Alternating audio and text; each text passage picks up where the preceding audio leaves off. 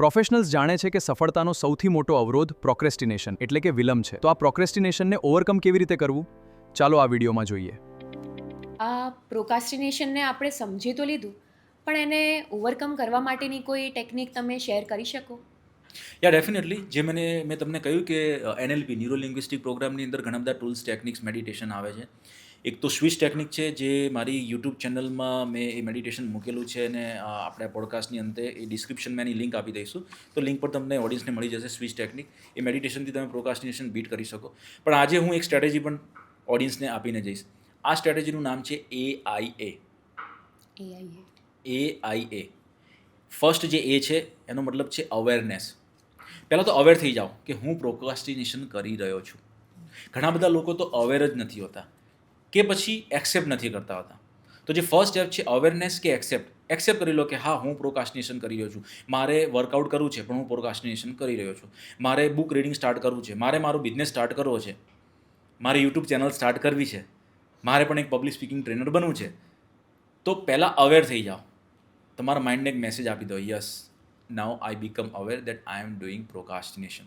એથી તમે શું થશે, તમે એક્સેપ્ટ કરી લેશો ને, એટલે તમે બહુ હળવાશ અનુભવશો કે ઓકે, હા, કરું છું, એક્સેપ્ટ કરી લીધું. Because I believe acceptance is the first step of improvement. Let me repeat, acceptance is the first step of improvement. તમે એક્સેપ્ટ કરી લીધું, હવે તમારા ઇમ્પ્રુવમેન્ટની શરૂઆત થશે. બીજું સ્ટેપ છે આઈ, ઇન્ટેન્શન. લખો. તમારી નોટ પેન લઈ અને લખો એની અંદર ઇન્ટેન્શન શું છે. તમે આ જે કામ કરવા માંગો છો એની પાછળનું ઇન્ટેન્શન શું છે. અને બે વસ્તુ ખાસ ડિટેલમાં લખો, pain of not doing and gain of doing. હું ફરીથી રિપીટ કરીશ, પેઇન ઓફ નોટ ડુઈંગ. જે કામ તમે કરવા માંગો છો એ ખરેખર તમે નહીં કરો તો એનું પેઇન શું આવશે તમારી લાઈફમાં. આપણે વર્કઆઉટનું જ એક્ઝામ્પલ લઈએ, તો હું વર્કઆઉટ કરવા માગું છું, મારી હેલ્થ પર કામ કરવા માગું છું, પણ જો હું એ કામ નહીં કરું તો શું થશે? મારું બોડી બરાબર નહીં રહે, મારું હેલ્થ બરાબર નહીં રહે, હું શેપમાં બરાબર નહીં આવું, તો મારે તો બહુ લાંબા ટાઈમ સુધી કોચિંગ ઇન્ડસ્ટ્રીમાં કામ કરવું છે, ઘણા બધા લોકોની લાઈફ ટ્રાન્સફોર્મેશન લાવવું છે. હું પછી વધારે કામ નહીં કરી શકું, કદાચ 58 યર્સે મારે રિટાયર થઈ જવું પડશે, મારા અંદર બધા ડિઝીઝ આવશે, તો એકચ્યુઅલી જે એનર્જી સાથે મારે કામ કરવું છે નહીં કરી શકું, મારી ફેમિલીને ઇન્સ્પાયર નહીં કરી શકું, મારા ક્લાયન્ટ્સને ઇન્સ્પાયર નહીં કરી શકું. બધું જ ડિટેલમાં લખો કે જો તમે આ કામ નહીં કરી શકો તો શું પેઇન આવશે. હવે બહુ ડિટેલમાં લખો કે જો હું આ કામ કરીશ તો શું ગેઇન આવશે, શું બેનિફિટ થશે. જો હું મારી હેલ્થ પર કામ કરીશ તો મને હેલ્ધી ફિલિંગ આવશે, મને કોન્ફિડન્સ આવશે, મારું બોડી શેપમાં આવશે, તો હું આજુબાજુના લોકોને ઇન્સ્પાયર કરી શકીશ, મારા ફેમિલીના લોકોને ઇન્સ્પાયર કરી શકીશ, મારા સનને ઇન્સ્પાયર કરી શકીશ, તો એ પણ એની હેલ્થ પર કામ કરશે, મારી વાઈફ પણ એની હેલ્થ પર કામ કરશે. હું ઘણા લાંબા સમય સુધી મારા કોચિંગ બિઝનેસને ચલાવી શકીશ, લોકોની લાઈફમાં ટ્રાન્સફોર્મેશન ઘણા લાંબા ટાઈમ સુધી લાવી શકીશ, લોકોને ઇન્સ્પાયર કરી શકીશ, અને ફૂલ એનર્જી સાથે કામ કરી શકીશ. આને બહુ ડિટેલમાં લખો, જેથી તમારા માઇન્ડને એક મેસેજ જશે. અહીંયા આપણે કરવાનું શું છે, પેઇન પ્લેઝર પ્રિન્સિપલમાંથી જે કામ કરવું છે એને પ્લેઝર સાથે એસોસિએટ કરવાનું છે, જે કામ નથી કરવું એને પેઇન સાથે એસોસિએટ કરવાનું છે. રાઈટ? તો આ થઈ ગયું second step. Third step, action. જ્યારે તમે એક્શન લેવાની વાત કરો ને, ત્યારે બહુ આખા પ્રોજેક્ટને વિઝ્યુલાઇઝ નથી કરવાનું. લોકો શું કરે છે, આખા પ્રોજેક્ટને વિઝ્યુલાઇઝ કરી દે. ઓકે, કાલે તો હું જીમમાં જઈશ, જીમમાં મારે આજે લેગ લેવાનું છે, તો લેગમાં હું પહેલાં આ કરીશ, પછી આ કરીશ. આખા 1.5 કલાકનો પ્રોજેક્ટ વિઝ્યુલાઇઝ કરી લે.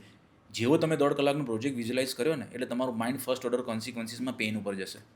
કેમ કે એને પહેલું જ પેઇન આવશે, કાલે તો સવારે વહેલું ઉઠવું પડશે, પહેલાં જ પેઇન આવ્યું. અચ્છા, પછી મારે જીમમાં જવું પડશે, 1.5 કલાક, 1 કલાક એક્સરસાઇઝ કરવી પડશે, આટલી બધી એક્સરસાઇઝ કઈ રીતે કરીશ. માઇન્ડ સીધું પેઇનમાં જ જશે. માઇન્ડને પેઇન નહીં, પ્લેઝર આપો. આખો પ્રોજેક્ટ વિઝ્યુલાઇઝ ના કરો, શરૂઆતની 2 થી 5 મિનિટ વિઝ્યુલાઇઝ કરો. મતલબ તમે તમારા માઇન્ડને ખાલી એટલું જ મેસેજ આપો, કાલે મારે સવારે ઉઠીને જીમના કપડાં પહેરીને જીમ જવાનું, દેટ્સ ઇટ. હું ખાલી જીમમાં જ જઈશ, બસ, બીજું કશું જ નહીં. પછી ભલે તમે જીમમાં જઈને ઇન્સ્ટાગ્રામની રીલ્સને સ્ક્રોલ કરતા રહો, ખાલી આટલો જ મેસેજ આપો. થશે શું, એકચ્યુઅલી તમે જીમના કપડાં પહેરીને જીમમાં જતા રહેશો ને, એટલે પછી તો તમે કંઈક તો એક્સરસાઇઝ કરશો જ, સ્ક્રોલિંગ નહીં કરો. પણ જો તમે માઇન્ડમાં પહેલેથી વિઝ્યુલાઇઝ મોટું ટાસ્ક કરી લીધું ને, તો એ માઇન્ડ ફર્સ્ટ ઓર્ડર કોન્સિક્વન્સીસમાં પેઇન લઈને આવશે, તમારું કામ અટકી જશે.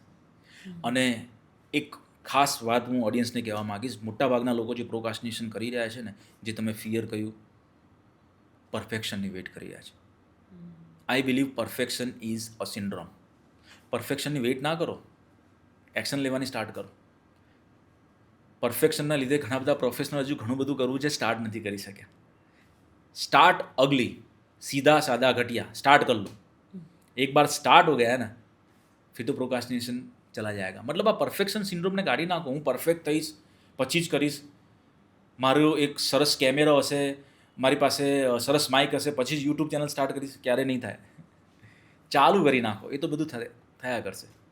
તો આ છે એક પ્રોકાસ્ટિનેશન ટૂલ જે મેં આપણી ઓડિયન્સને આપ્યું છે, જેનું નામ છે AIA ટેકનિક. એ સિવાય ઘણા બધા ટૂલ્સ છે. NLPના સ્વિચ ટેકનિક છે. મારી યુટ્યુબ ચેનલ પર જાઓ, તમને મેડિટેશન મળી જશે સ્વિચ ટેકનિક. એની લિંક પણ આપણે ડિસ્ક્રિપ્શનમાં મૂકી દીધી છે. બરાબર.